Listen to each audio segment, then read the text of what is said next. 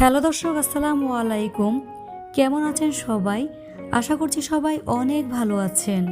আমিও আল্লাহর রহমতে অনেক ভালো আছি। আপনাদের সবাইকে অগ্রিম ঈদের শুভেচ্ছা জানিয়ে শুরু করছি আমার আজকের রেসিপি। আমার আজকের রেসিপি হচ্ছে জর্দা সেমাই। এই জর্দা সেমাই তৈরি করা খুবই সহজ আর উপকরণও খুবই কম লাগে। তবে এই সেমাই রান্না করতে গেলে একটা সমস্যায় বারবার পড়তে হয়। সেমাইটা হয় নরম হয়ে যায়, না হয় ঠান্ডা হওয়ার পর সেমাইটা শক্ত হয়ে যায়। এই সব সমস্যার সমাধান রয়েছে এই রেসিপিতে, তাই পুরো রেসিপিটি মনোযোগ সহকারে দেখার অনুরোধ রইল। তো চলুন রেসিপিটি দেখে নিচ্ছি। জর্দা সেমাই বানাতে এখানে আমি বার্মিচিলি নিয়েছি 1 প্যাকেট। যে কোনো ব্র্যান্ডেরই চিকন সেমাই দিয়ে জর্দা সেমাই রান্নায় ব্যবহার করা যাবে। এখানে আমি 200 গ্রামের প্যাকেট থেকে 150 গ্রাম দিয়ে জর্দা সেমাই রান্না করব। এখন সেমাইটাকে প্যাকেটে থাকা অবস্থায় ভেঙে নেব। 1.5 থেকে 2 ইঞ্চি লম্বা রেখে সেমাইগুলোকে ভেঙে নেব। এতে করে রান্না করতে যেমন সুবিধা হবে, দেখতেও ভালো লাগবে।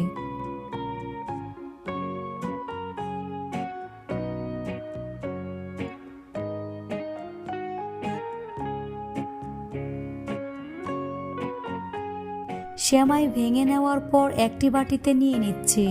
সেমাইগুলোকে 1.5 থেকে 2 ইঞ্চি করে ভেঙে নিয়েছি।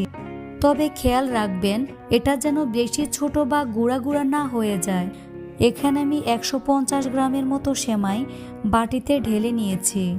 এবার চলে যাব সেমাই রান্না করতে।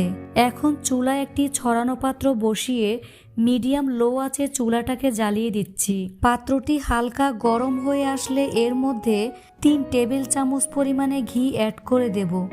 এখানে চেষ্টা করবেন ঘিয়ের পরিমাণটা একটু বাড়িয়ে দিতে, অর্থাৎ 1/4 কাপ পরিমাণে ঘি অ্যাড করে দিবেন।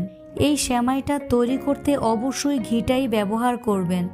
আর হাতের কাছে যদি ঘি না থাকে সেক্ষেত্রে বাটার অ্যাড করে দিবেন, তাতে করে খুব সুন্দর ফ্লেভার পাওয়া যায়।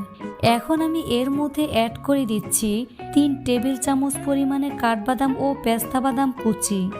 চীনাবাদাম অ্যাড করে দিচ্ছি 3 টেবিল চামচ পরিমাণে। খুবই কম আঁচে বাদামগুলোকে ভাজতে হবে। এ পর্যায়ে আপনারা একটা তেজপাতা, 1 টুকরো দারচিনি ও 3টা এলাচ দিয়ে দিবেন। আর কিশমিশ দিতে চাইলে 1 টেবিল চামচ পরিমাণে অ্যাড করে দিবেন। আমার বাসায় এগুলো খুব একটা পছন্দ করে না, তাই গোটা গরম মশলা স্কিপ করেছি। বাদামগুলোকে খুব বেশি ভাজবেন না, হালকা ভাজলেই হবে। এ পর্যায়ে সেই ভেঙে রাখা সেমাইগুলো দিয়ে দেব। খুবই অল্প আছে 2 থেকে 3 মিনিটের মতো সেমাইগুলোকে উল্টে পাল্টে ভেজে নিতে হবে। খুবই অল্প আছে 2 থেকে 3 মিনিটের মতো সেমাইগুলোকে উল্টে পাল্টে ভেজে নেব। এই সেমাইটা এমনিতেই ভাজা থাকে, তাই খুব বেশি ভাজতে হবে না, 2 থেকে 3 মিনিটের মতো ভাজলেই হবে। সেমাই যখন খুবই হালকা গোল্ডেন কালার হয়ে আসবে, ঘিয়ের ফ্লেভার সেমাইয়ের সাথে ছড়িয়ে যাবে, তখন বুঝতে হবে সেমাই ভাজা হয়ে গিয়েছে। এ পর্যায়ে এর মধ্যে 1.25 কাপ পরিমাণে পানি দিয়ে দেব। প্রথমে পানিটা অল্প পরিমাণে দিতে হবে, খুব বেশি দেওয়া যাবে না। সেমাইটা যদি সিদ্ধ না হয় তাহলে পরে আবারও পানি অ্যাড করা যাবে। প্রথমে যদি বেশি পরিমাণে পানি দেওয়া হয় তাহলে সেমাইটা একেবারে নরম হয়ে ভর্তা হয়ে যাবে আর সেমাইটা ঝরঝরা হবে না। সেজন্য পানিটা একটু বুঝেই দিতে হবে। প্রথমে কম পরিমাণে পানি দিবেন, পরে যদি সেমাই পুরোপুরি সিদ্ধ না হয় তাহলে আরও একটু পানি অ্যাড করে দিলেই সেমাই সিদ্ধ হয়ে যাবে। এখানে আমি 2 বারে 1.25 কাপ পরিমাণে পানি দিয়েছি, অর্থাৎ 150 গ্রাম সেমাইয়ের জন্য 1.5 কাপ পরিমাণে পানি ব্যবহার করেছি। এই রেশিওটা ফলো করে যদি আপনারা সেমাই রান্না করেন তাহলে সেমাইটা অবশ্যই ঝরঝরে হবে। চুলার আঁচ মিডিয়াম লো হিটে রেখে ঢাকনা দিয়ে ঢেকে রেখে দিতে হবে যতক্ষণ পর্যন্ত না পানি শুকিয়ে যাচ্ছে। পানি শুকিয়ে যাওয়ার পর এখন ঢাকনাটি সরিয়ে নিচ্ছি।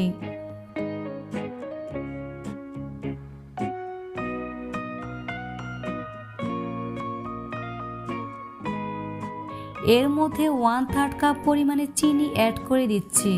এখানে চিনি নিজের টেস্ট অনুযায়ী দিয়ে দিবেন। এখানে একটি টিপস হচ্ছে, চিনিটা সব সময় রান্নার শেষ দিকে অ্যাড করে দিবেন, এতে করে সেমাইটা অনেক বেশি ঝরঝরে হবে।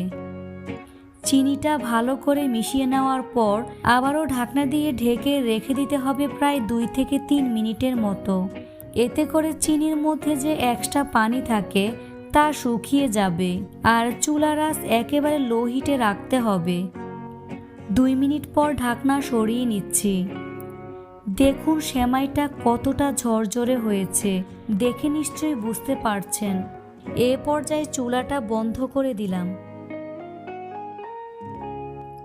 এবার একটি কাঁটা চামচের সাহায্যে সেমাইগুলোকে একটা আরেকটা থেকে ছাড়িয়ে নেব, যাতে করে ঠান্ডা হওয়ার পরেও সেমাইটা একেবারে ঝরঝরে থাকে।